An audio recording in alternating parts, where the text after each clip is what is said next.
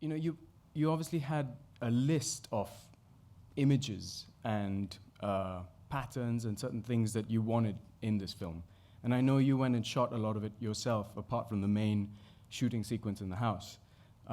So where does that come from? I mean, do you just go and hang out in the streets sometimes of Kolkata?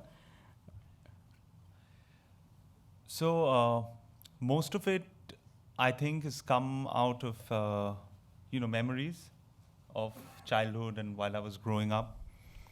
And when I was writing the film, they just very spontaneously translated into the script, and the kinds of moods that I've experienced as a child, the afternoons, the sounds that I heard, and I had no idea that I remembered it or they were buried in my subconscious, and it just very spontaneously translated into the script in the form of images combined with sounds and moods and textures and things like that, and that's how it kind of came about. But both of you take these long walks in the mornings. Yeah. In North Kolkata, Yeah. right? Tell us about that and about this diary that you have. See, that's because, firstly, there's nothing much to do in Calcutta. and so, especially in the winters, it's really beautiful because it gets, it's day really early. And, by 4:35, it's, you can move out of the house and it's cool and the streets are empty, there's no traffic. So we usually go for these walks to different parts of Calcutta where we haven't been to. And so we don't have any agenda. It's something that we really love doing. It's not because we want to find things that we want to put into our films or anything of that sort. So we just go for these walks, we interact with people and talk to them. If need be, we just walk with them to a place where they want to take us. So it's absolutely open. So any of you wanting to visit Kolkata, here's your guide, your best guide.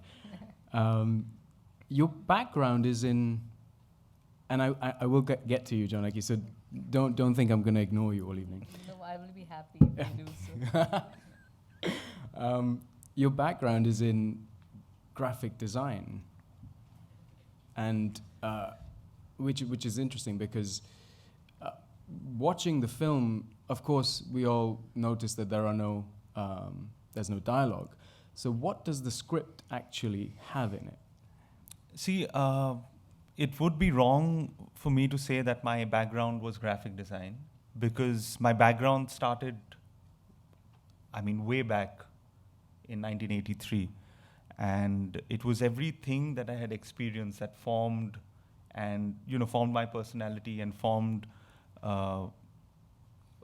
things that I wanted to say or things that I wanted to do. So right from childhood, I was interested, and I used to do a lot of, I used to spend a lot of time painting and drawing and writing plays.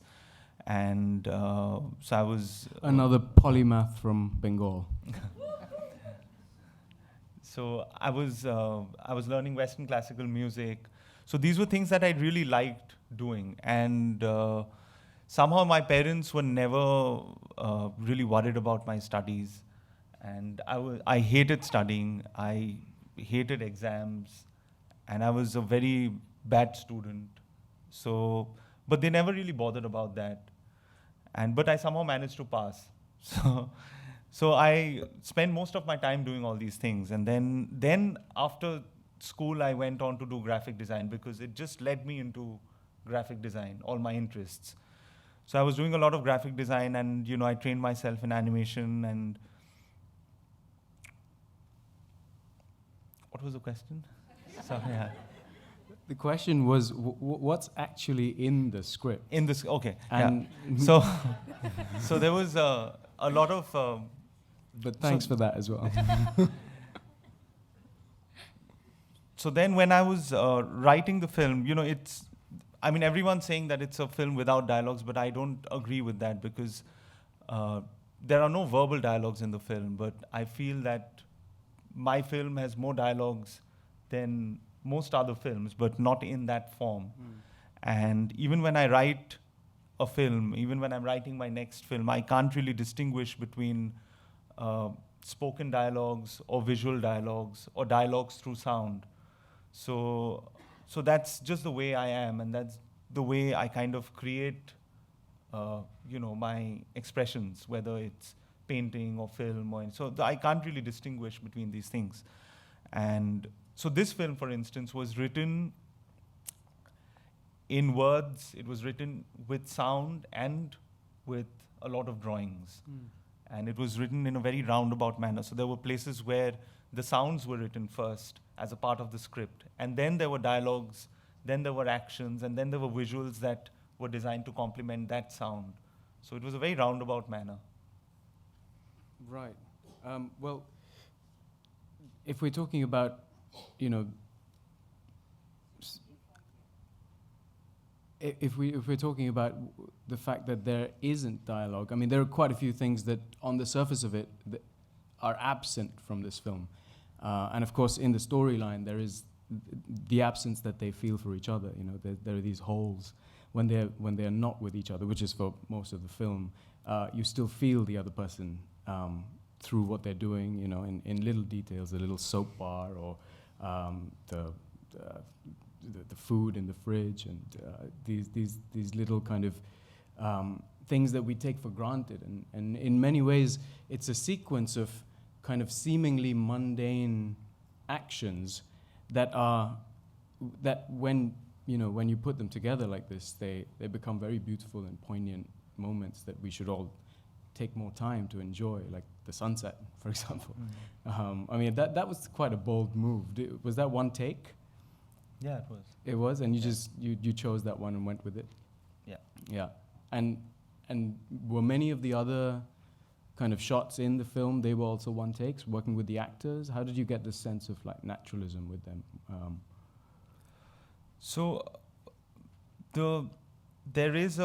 Time is an important thing in the film, and the representation of time is a very integral part of the film. And I just feel that nowadays we're so used to, things that happen, make things really fast. And, with the coming of technology and Facebook and Twitter and Instagram, we miss out on a lot of other things. Which I know you're not on, any of them, because I've tried to find you. So I just feel that, we miss out on a lot of other things that happen. And so in my film, there are two people who are waiting for each other, who are waiting for that day to pass. And there are certain things that they have to wait for. So no matter how hard they try, they can't really speed up a setting sun, or they have to wait for the water to dry on the vessel, before she pours the oil. So these are things that you have to wait for, and I wanted to kind of get that sense of waiting, and get that representation of time in the film, so that the audience also kind of feels the stress along with the characters in the film. And did the actors also get that right away when you maybe Jonaki can answer this one? When you started shooting, did you? With the actress, she was coming from a serial background, so she was very used to doing everything in one take. So I think it took us almost couple of days for her to get used to that kind of the rhythm. But once she did beautifully in the film. So yeah. Yeah, both of them, quite remarkable. Yeah, he was more used to different kind of films because he does a lot of different kind of films. But she was not used to this kind of setup. So it took her some time to get adjusted to the whole thing. But yeah, she did very good. Very, very happy with her. Yeah, that scene where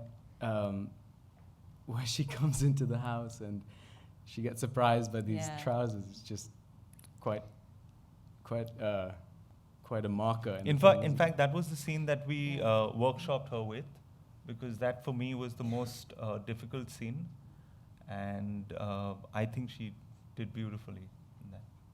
Did you have to direct them at all? I mean, are they acting or are they not? Or did you make them run marathons and get tired and Yeah, a lot of time it happened too, because there are times when he took almost like 30 takes, and after that they just didn't want to act. So well, 30 they just did takes. their actions, Right. and that looks very realistic. Yeah. Wow. 30 takes Yeah. sometimes. You know, it's just about getting that sixth sense in a shot. And in fact, I was happy that it happened in 30 because I expected more shots to happen. So it was not about them performing in the right manner or wrong manner. It was not about getting the shot right. So everything was fine, but there's this one thing that happens in a shot that gives you the feeling that it's right. Yeah, And absolutely. I mean, for example, the cat that comes in, the first time you see the cat. No, so that was pure. That was a freak shot. So, yeah. So we didn't have a cat on set, Yeah. and we actually introduced the cat after that shot. So I wrote the parts of the cat after that shot. But then again, when he's going out of the house, the cat just magically appeared. Yeah. Yeah. I'll stop giving you credit. But there are other shots. I mean, there's a pigeon, for example, later Yeah. on. Yeah. That one was, That was a planned shot. yeah. Jonaki, tell us about your process with this film. I had to do a lot of work in the film because there was nobody else who was doing the work. So I had to manage a lot of departments in the film, and yeah. I mean, your name comes up quite a few times at the end, and Yeah, because I had to do, because we had no money, so I had to do 2-3 things at the same time. But we were very planned. Since we had very little resources, we were very, very planned while shooting it. So, because more planned you are, the less money you spend in the process. So, yeah. So. and did you guys finished on time and? Yeah. We finished on time, and we almost used 90% of the thing what we shot. So yeah, we did not waste much money or film or anything in the process, which was great. Well, that's fantastic. I think one question that's been kind of haunting me since I watched the film was the relationship. There are almost 3 characters in the film. It's the 2 of them and the city. City. And it's all, for most part of it, it's the 2 of them having this kind of relationship with the city, and then it's only later that you slowly discover their relationship through the absence of it, and then finally when they get together. And then it made me realize, this is a bit like a long distance relationship as well, but without, all this kind of Facebook and social media tying things together. It's they're kind of stuck in this age, and even when they do use technology, it's actually to wake each other up, which is so poignant as well. But I mean, does that have some sort of personal inspiration? I think in this city, I think in Calcutta, you can there are different time. I mean, there are parts which is still like 1940s. Still stuck in time, yeah. Yeah. So And there these are parts of the city are exactly like how what's it shown is. in the film. So it's very interesting about the city. So When is this set? Is it set today? Yeah, so I mean, my film is set about in 2008, 2009, Okay. which is about Yeah. around today only. But even now there are parts in Calcutta which I mean, if you get into those areas, it's still like it's 1950s or 1960s. And music. I wanted to talk about music with you, obviously, because it's kind of my department. But when I was watching it, I was just I think for about the first 10 minutes, I was just like waiting to hear this great soundtrack kick in, and then it kind of didn't. And then I realized, oh wait, this is it. This is the soundtrack. And then of course you love it. But I mean, did you know that that you were going to end up being so restrained with the whole thing, you know? So I was only being true to whatever I've experienced, and I've not experienced soundtracks. And you know, when whatever I was kind of trying to represent in the film, I was just trying to be extremely honest to what I was trying to express. And I wanted to keep it as authentic as I could. And I would hear a lot of songs in the air floating, you know, from where I don't know. And so it could be the house, it could be a very distant puja pandal playing a song through those speakers which would echo. So that's the kind of atmosphere that I wanted to set for the film. So yeah, so BGM was not like, background music was not like it wasn't like a priority for me. No.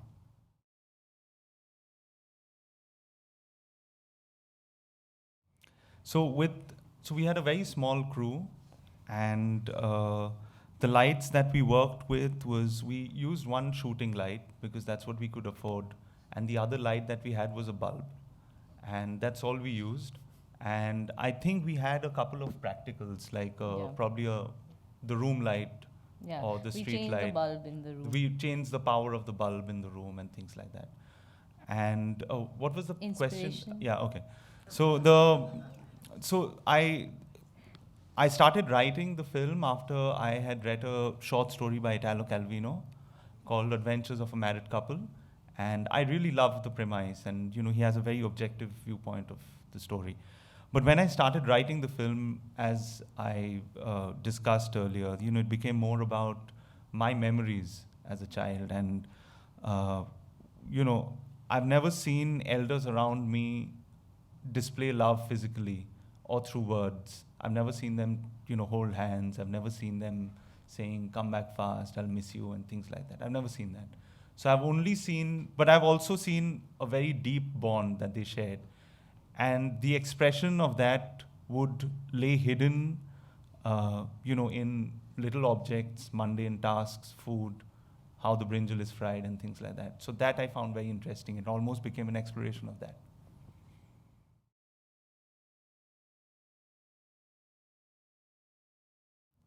So, you know, I feel very guilty at times because I haven't watched any Tarkovsky. I haven't watched any Bergman. I haven't watched any Buñuel. And I haven't watched a lot of other films. So, you know, I won't really able to point out cinematic influences in that sense, but I'm really close to early Indian cinema and early Bengali cinema. And I love the simplicity of relationships that were explored in early Bengali cinema. And I used to be very, you know, it's very close to my heart.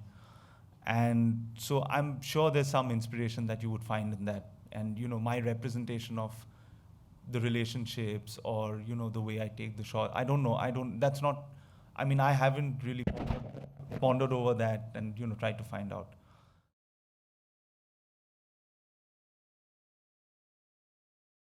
So the film, when I was writing, I was really particular about, you know, how I wanted to say the film and the rhythm of the film and the images that I wanted to depict. And so we shot it in 3 parts.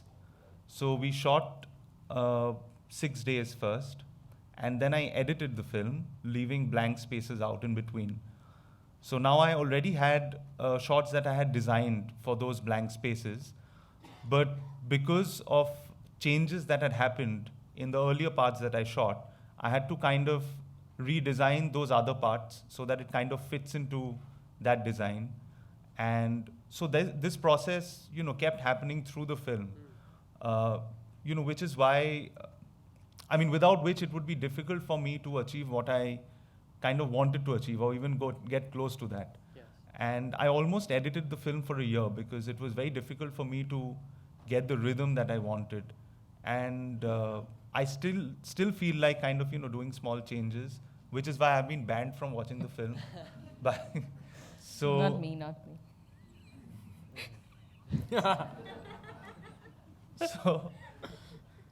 yeah, so, it just took a lot of time to do that. And yeah, so, I mean, the rhythm and the overall movement of the film was very important to me. Maybe because I have a background of music, and, and I kind of, and, everything is music for me. So even when I paint, it's music. Even when I make a film, it's like a music piece.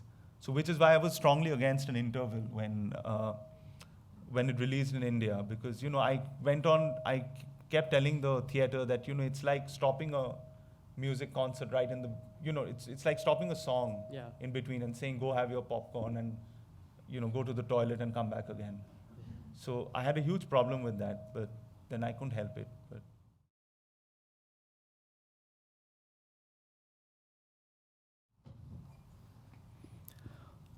so when I was growing up in Calcutta, and even now, as I keep growing, and I'm in Calcutta, and this entire scenario of protests and these sounds that I hear is a very regular part of Calcutta, and it's so regular and it's so frequent that you hardly know whether it's actually serious or people are just getting together and doing this, or so you really don't get to understand the gravity of the protest that is happening, and it just becomes a matter of fact passing thing.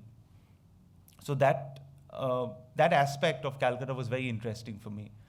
And although there's a recession that is being spoken about, and there are actions that you might relate to the recession, but at the same time, the way they are going about their lives is very calm and serene. So it keeps you thinking about whether this, how serious this issue is. And so it's certainly not designed as a contrast to the rest of the film, because it's a part of the city where the film is based. And this is the character of the city. And that's how it is.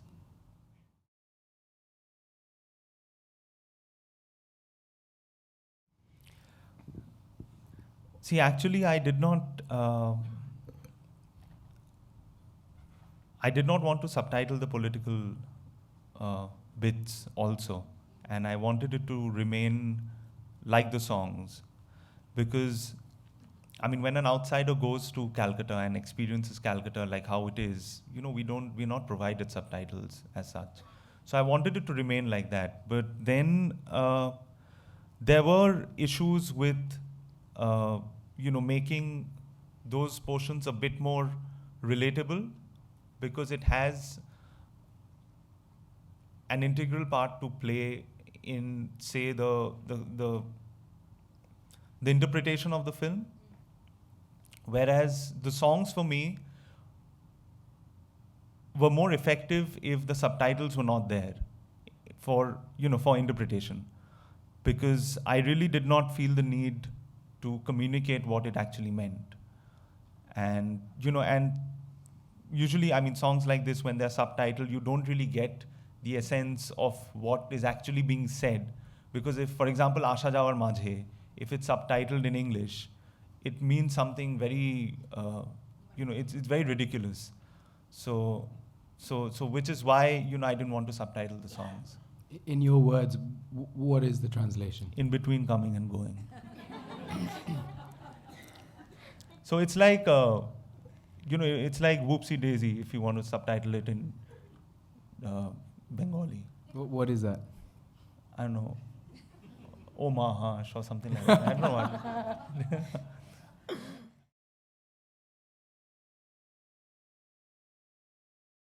So to answer the questions very truthfully, firstly, I didn't, when I was kind of designing the shots of Calcutta, I really didn't think about all of this and why I wanted to do this or why I was doing that. So it was all, very spontaneous.